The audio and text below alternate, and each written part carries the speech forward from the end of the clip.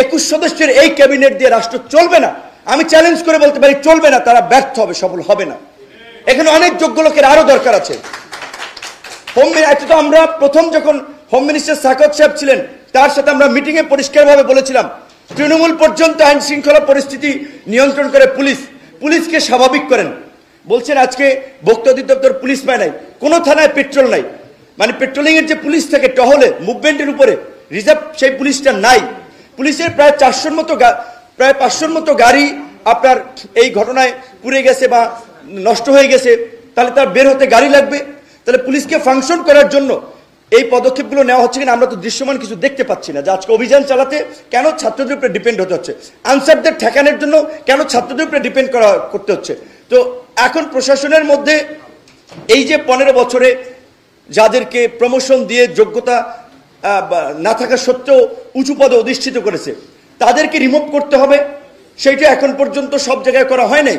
হ্যাঁ, সময় লাগবে, কিন্তু ফাংশনটা তো করাতে হবে পুলিশকে। এখন পর্যন্ত পুলিশি ব্যবস্থা ফাংশন করছে না, এটা খুবই অশনি সংকেত, খুবই অশনি সংকেত।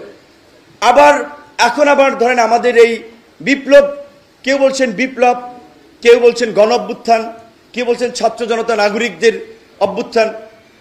তো এখন সেটা নিয়ে এবার যারা একটু বুদ্ধিভিত্তিক লাইনে আছেন, নানান ধরনের ডিবেট আছে, বিতর্ক আছে। কেউ বলছে সংবিধান ফেলে দাও, প্রেসিডেন্টকে সরিয়ে দাও, নানান ধরনের একটা কথাবার্তা বলছেন।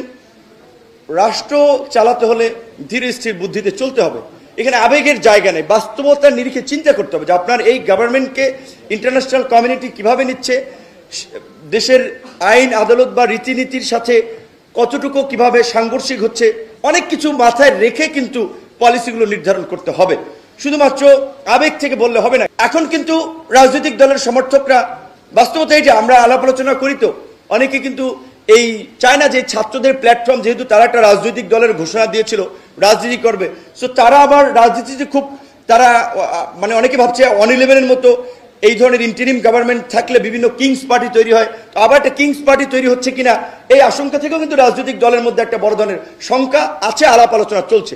সেই কারণে এখন কিন্তু ছাত্রদের কাজে আবার রাজনৈতিক দলগুলো আগের মতো আনকন্ডিশনাল সমর্থন কিন্তু দিতে চাচ্ছে না। বাস্তবতা কিন্তু আপনাদেরকে রিয়ালাইজ করতে হবে। আমি মনে করি এই সরকারকে যদি স্টেবল করতে হয়, এই সরকারকে যদি ফাংশন করাতে হয়, এবং যে মানুষের যে প্রত্যাশা রাষ্ট্রের মৌলিক সংস্কার, সেটার জন্য এই সরকারকে জাতীয় সরকারের রূপ দিতে হবে।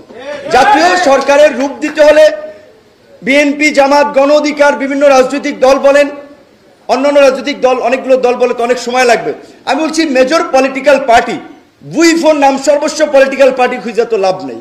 যেগুলোকে মেজর মনে করা হয়, যে যাদের অ্যাক্টিভিটিস আছে, যাদের ফাংশন আছে, যাদের গণতান্ত্রিক আন্দোলন সংগ্রামে ভূমিকা আছে, তাদের থেকে প্রতিনিধি নিয়ে, এটা 21 আছে, এটাকে 31 করা যেতে পারে আরো 10 জন নিয়ে, এটাকে জাতীয় সরকারের রূপ দিলে তাহলে যদি স্টেবল হয়।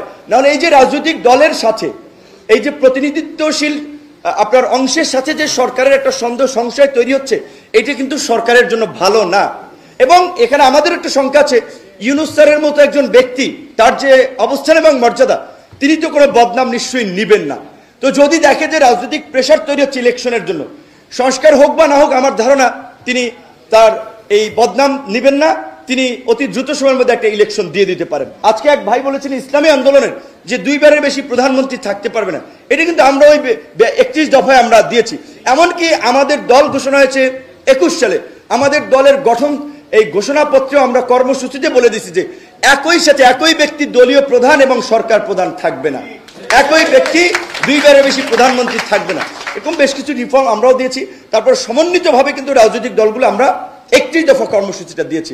এই যে পতিত স্বৈরাচার, তাদের হাতে লক্ষ লক্ষ কোটি টাকা রয়েছে, টাকা দিয়ে এই টাকা দেশকে অস্থিতিশীল করার কাজে ব্যবহার করবে।